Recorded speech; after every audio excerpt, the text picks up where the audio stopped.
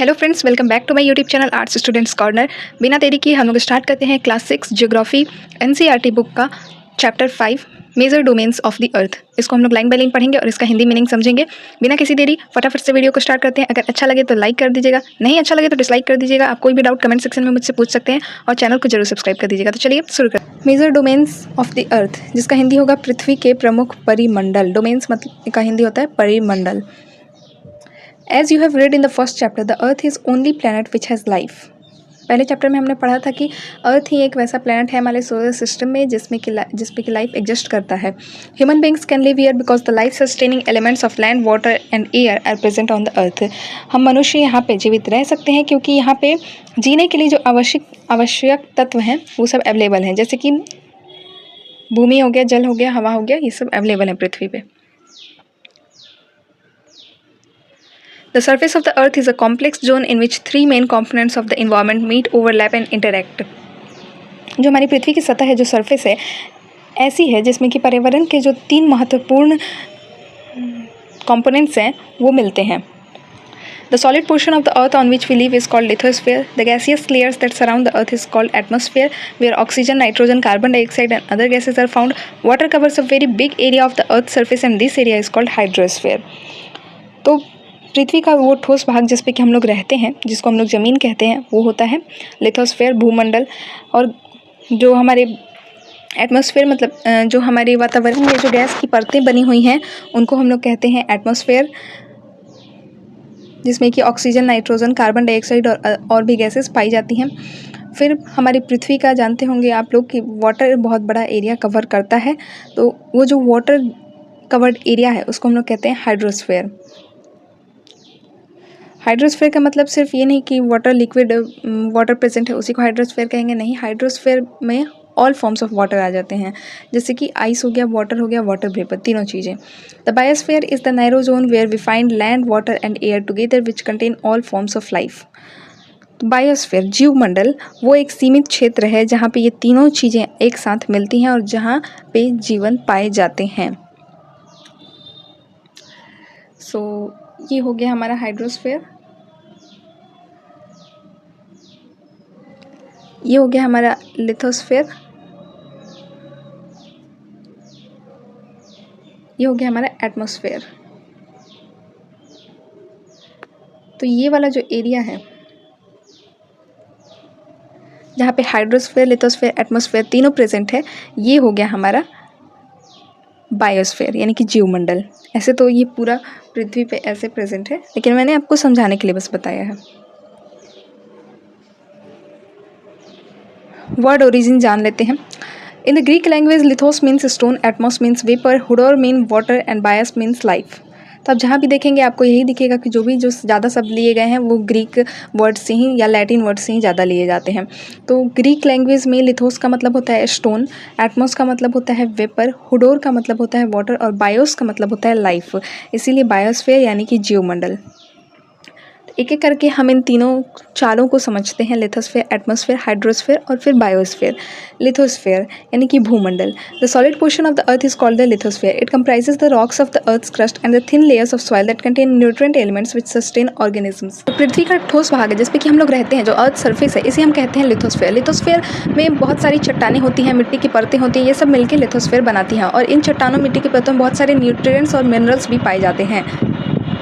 There are two main divisions of the earth surface. जो हमारी पृथ्वी की सतह है उसको दो मुख्य भागों में बांटा जा सकता है। The large land masses are known as the continents and the huge water bodies are called the ocean basins. तो पहले तो जो बहुत बड़े बड़े भूभाग हैं, ठीक है, जिसपे कि हम लोग रहते हैं, उसको हम लोग कॉन्टिनेंट्स बोल देते हैं। और जो बड़े जलाशय हैं जैसे कि महासागर हो गए, सागर हो गए, वो सब आते हैं ओशन बेसिन्स में। All the oceans of the world are connected with one another.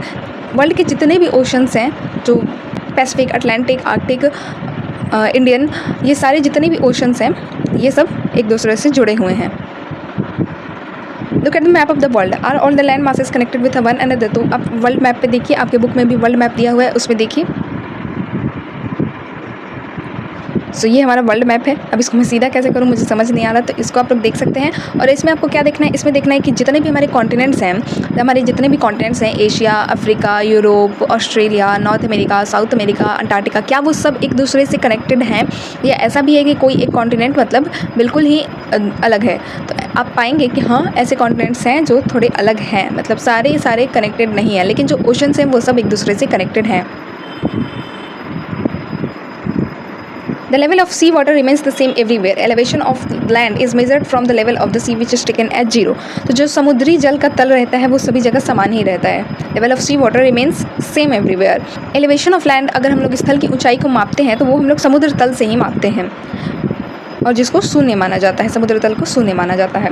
चलिए अब हम लोग आगे बढ़ते हैं। अगली पेज पे वर्ल्ड मैप दिया हुआ है, एक बार उसको मैं हर वीडियो में आपको यही कहूँगी कि एक बार आप प्लीज़ खुद से भी एक रीडिंग डालिए बुक में, ताकि एक अंडरस्टैंडिंग बनी रहे। फिर मेरा वीडियो देखिए, या फिर ऐसा भी कर सकते हैं आप कि मेरा वीडियो देखने के बाद एक बार खुद से आप रीडिंग करिए, और जितने भी मैप्स या फिर बगल में कुछ आपको कुछ स्पेसिफिक इन्फॉर्मेशन दिया हुआ तो वो सब ज़रूर पढ़िए, बहुत काम आएगा वो आपके। इस मैप में आपको ये करना है कि आपको सारे ओशंस के नाम याद करने हैं और कॉन्टिनेंट्स के नाम याद करने हैं, दैट्स इट। उसके बाद हम लोग आगे बढ़ते हैं यहाँ पे। अब जैसे इस पेज में बगल में डू यू नो दिया हुआ है, तो ये सब कुछ चीज़ें छोड़ी नहीं जाती, ये सब पढ़ ली जाती है, ये सब काम आएगा आपको आगे चल के। अभी लगेगा कि यार ये सब क्या है, केवल जो मेन कंटेंट है वो पढ़ते नहीं। एनसीईआरटी में कुछ भी फालतू नहीं रहता है, सब काम का रहता है, सब पढ़ना चाहिए। मैं छोड़ देती थी, पर मैं रिक्वेस्ट करूँगी कि आप लोग मत छोड़िएगा, बहुत काम की चीज़ें रहती हैं। तो हम लोग पहले डू यू नो ही कर लेते हैं। क्या आप जानते हैं Edmund Hillary New Zealand and Tenzing Norgay Sherpa India were the first man to climb the highest mountain peak Mount Everest on the planet earth on 29 May 1953। तो न्यूजीलैंड के एडमंड हिलेरी और भारत के तेंजिंग नॉर्गे शेरपा 29 मई 1953 को पृथ्वी के सबसे ऊंचे शिखर जो कि माउंट एवरेस्ट है उस पर चढ़ने वाले पहले व्यक्ति थे। ये नाम याद कर लेना है आपको, ये दो नाम, न्यूजीलैंड के एडमंड हिलेरी और भारत के तेंजिंग नॉर्गे शेरपा। डेट याद कर लेना है 29 May 1953। Junko Tabe was the first woman to reach the summit on 16th May 1975. The first Indian woman to climb the highest peak on 23rd May 1984 was Bachendri Pal. Bachendri Pal का नाम आप लोगों ने सुना होगा। और जापान की जुंको ताबेई विश्व की पहली महिला थी जिसने 16 मई 1975 को एवरेस्ट पर कदम रखा। बछेंद्री पाल भारत की पहली महिला थी जिसने 23 मई 1984 को एवरेस्ट पर अपना कदम रखा। तो अगर हम लोग इस रफ्तार से जाएंगे तो बहुत टाइम लगेगा, तो मैं थोड़ा जल्दी बोलूँगी। The highest mountain peak, Mount Everest, is 8,848 meters above the sea level. The greatest depth of 11,022 meters is recorded at Mariana Trench in the Pacific Ocean. Could you imagine the depth of the sea is much more than the highest point?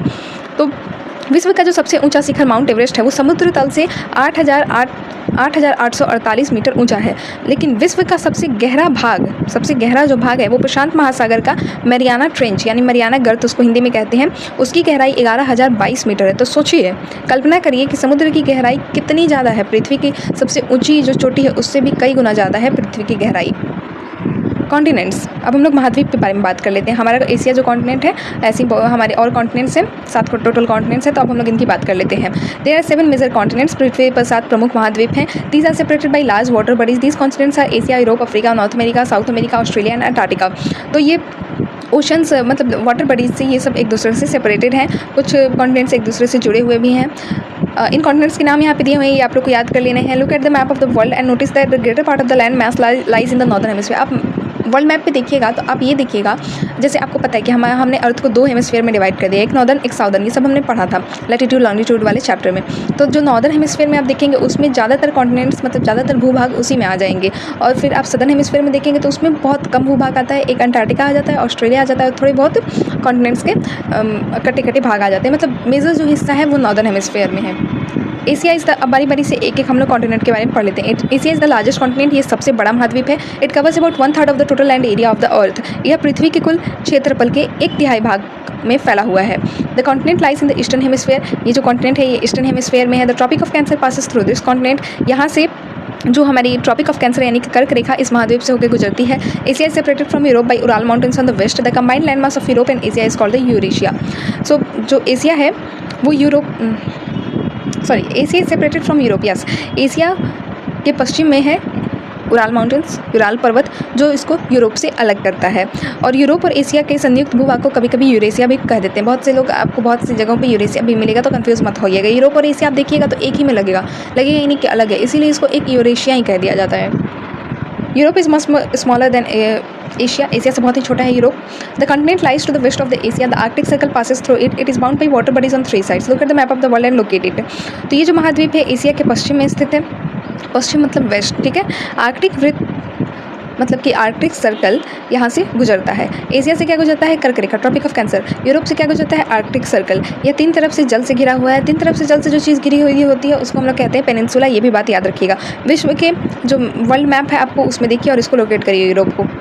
Africa is the second largest continent after Asia. The equator or 0 degree latitudes runs almost through the middle of the continent. A large part of Africa lies in the northern hemisphere. तो जो Africa Asia के बाद विश्व का दूसरा सबसे बड़ा महाद्वीप है। इक्वेटर यहाँ से पास करती है, समझ लीजिए जहाँ से इक्वेटर पास करेगी वहाँ गर्मी बहुत ज़्यादा होगी। गर्मी बहुत ज़्यादा होगी तो वहाँ का जो क्लाइमेट होगा वो कैसा होगा, और क्लाइमेट का असर लोगों पर भी पड़ेगा, ठीक है। Yes, look at the figure 5.1. You will find that this is the only continent through which the tropic of Cancer, the equator and the tropic of Capricorn pass. तो ये क्वेश्चन आ सकता है, इसको अंडरलाइन करिए। आप वर्ल्ड मैप में देखेंगे तो आपको ये लगेगा, पता चलेगा कि अफ्रीका ही एक ऐसा महाद्वीप है जिससे कि ट्रॉपिक ऑफ कैंसर, इक्वेटर और ट्रॉपिक ऑफ कैप्रिकॉन तीनों रेखाएं पास होती हैं, तीनों रेखाएं गुजरती हैं। The Sahara desert, the world's largest hot desert, is located in Africa. जो सहारा रेगिस्तान है, आपने नाम सुना ही होगा, वो अफ्रीका में ही लोकेटेड है। विश्व का सबसे गर्म रेगिस्तान जो है। The continent is bound on all sides by ocean and seas. ये जो महाद्वीप है ये चारों तरफ से समुद्र और महासागरों से घिरा हुआ है। यूरोप 3 तरफ से घिरा हुआ था, ये चारों तरफ से घिरा हुआ है। Notice where the equator, the Tropic of Cancer. ये आपको मैप में देखना है कि कहाँ से Tropic of Cancer, Tropic of Capricorn और इक्वेटर पास करता है। North America is the 3rd largest continent of the world. It is link to South America by a very narrow strip of land called the isthmus of Panama. उत्तर America यानी कि जो north America है विश्व का तीसरे सबसे बड़ा महाद्वीप है। यह दक्षिण अमेरिका से एक बहुत मतलब संकरे स्थल से जुड़ा हुआ है, मतलब एक पतली सी लाइन आप वर्ल्ड मैप में देखिएगा वहाँ से जुड़ा हुआ है, जिसको कि हम लोग कहते हैं स्ट्रिप ऑफ लैंड, जिसको कि हम लोग कहते हैं isthmus of Panama. This ocean the continent lies completely in the northern and western hemisphere. There are 3 oceans surround this continent. Can you name these oceans? तो ये जो कॉन्टिनेंट है पूरी तरह से हमारा वेस्टर्न हेमिस्फेयर और नॉर्दर्न हेमिस्फेयर में लाई करता है, ठीक है।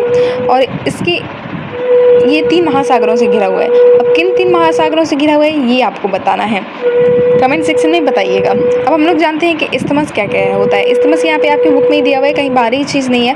Isthmus a narrow strip of land joining two land masses. तो यहाँ पे आप लोग देख सकते हैं यहाँ पे कितनी पतली सी लाइन से जुड़े हुए हैं दोनों कॉन्टिनेंट्स।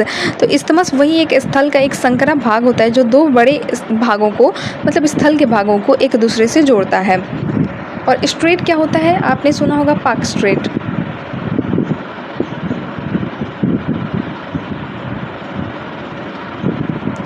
यहाँ पे आप लोग देख सकते हैं स्ट्रेट इंडिया और श्रीलंका को एक स्ट्रेट जोड़ता है। Strait is a narrow passage of water connecting 2 large water bodies like seas and oceans. तो याद रखना है कि जो इस्थमस है वो 2 भूभागों को जोड़ता है, जबकि जो स्ट्रेट है वो 2 ओशन मतलब वाटर बॉडीज को जोड़ता है, जैसे कि सीज हो गए, ओशन हो गए। पानी का संकरा भाग होता है स्ट्रेट, जो 2 बड़ी जल राशि जैसे समुद्र तथा महासागरों को एक दूसरे से जोड़ता है।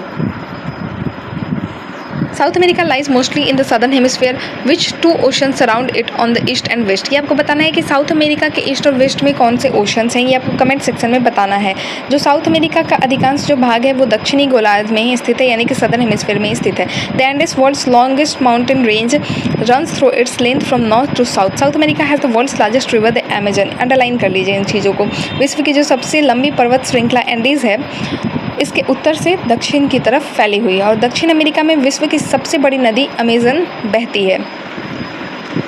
Australia is the smallest continent that lies entirely in the southern hemisphere. It is surrounded on all sides by the oceans and seas. It is called an island continent. Australia विश्व का सबसे छोटा महाद्वीप है जो कि पूरी तरह से दक्षिणी गोलार्ध यानी कि सदर्न हेमिस्फेयर में स्थित है। यह चारों तरफ से महासागरों से तथा समुद्रों से घिरा हुआ है, इसीलिए इसको द्वीपीय महाद्वीप भी कहते हैं, यानी कि आइलैंड कॉन्टिनेंट भी कहते हैं। अंटार्कटिका की बात कर लेते हैं। Antarctica completely in the southern hemisphere is a huge continent. Antarctica एक बहुत बड़ा महाद्वीप है जो कि सदर्न हेमिस्फीयर में स्थित है। The South Pole lies almost at the centre of this continent. तो जो हमारा दक्षिणी ध्रुव है इस महाद्वीप के लगभग मध्य में ही स्थित है। As it is located in the south polar region it is permanently covered with thick ice sheets. तो जैसा कि ये क्या कहते हैं, दक्षिणी ध्रुव के क्षेत्र में स्थित है, इसलिए ये हमेशा बर्फ़ से ही ढका रहता है। यहाँ पे सिर्फ बर्फ़ ही बर्फ़ है। There have no permanent human settlements, many countries have research stations in Antarctica, India also has research station. जो हम कॉन्टिनेंट है अंटार्कटिका, यहाँ पे किसी भी तरह का मानव निवास नहीं है। बहुत से देशों के शोध केंद्र यहाँ स्थित हैं, पर मानव निवास यहाँ पे नहीं है।